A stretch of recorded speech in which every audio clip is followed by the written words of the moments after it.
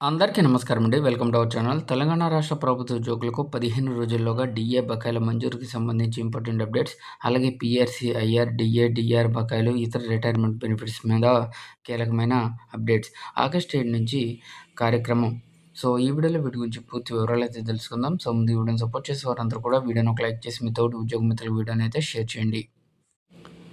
ప్రభుత్వ పెన్షన్‌దారుల మహాధరణ రేపటి నుంచి. రాష్ట్ర ప్రభుత్వం పెన్షన్‌దారులకు ఇచ్చిన హామీలు నెరవేర్చేందుకు ఆగస్టు 7వ తేదీ నుంచి మహాధరణకు పిలుపునిచ్చినట్లు తెలంగాణ ప్రభుత్వ పెన్షన్‌దారుల ఐకాస బుధవారం ఒక ప్రకటనలో పేర్కొంది. 6 నెలల్లోగా ఆరోగ్య కార్డులు, నగదు రహిత వైద్యం, ఫిట్మెంట్‌తో కూడిన పీఆర్సీ, 15 రోజుల్లోగా కరువు భత్యం వాయిదాల మంజూరు, బకాయిలు చెల్లిస్తామని హామీ ఇచ్చి అన్నీ అటకెక్కించిన ప్రభుత్వం శుష్క వాగ్దానాలతో పెన్షన్దారులను మభ్యపెడుతుందని తెలంగాణ ప్రభుత్వ పెన్షన్ల ఐకాస చైర్మన్ కె. లక్ష్మయ్య, ప్రధాన కార్యదర్శి తులసి సత్యనారాయణ తెలిపారు.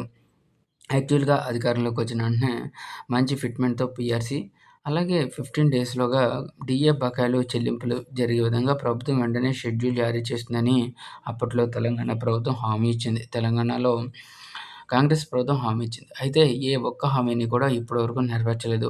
త్వరగతిన పీఆర్సీ కమిటీ దాని యొక్క పనిని ముగించుకుంది కాబట్టి పీఆర్సీ రిపోర్ట్‌ను ప్రభుత్వం వెంటనే తెప్పించుకొని దానికి అనుగుణంగా మంచి ఫిట్మెంట్‌తో పీఆర్సీ పే స్కేల్స్‌ని ఇంప్లిమెంట్ చేసే విధంగా ప్రభుత్వం వెంటనే చర్యలైతే తీసుకోవాలి.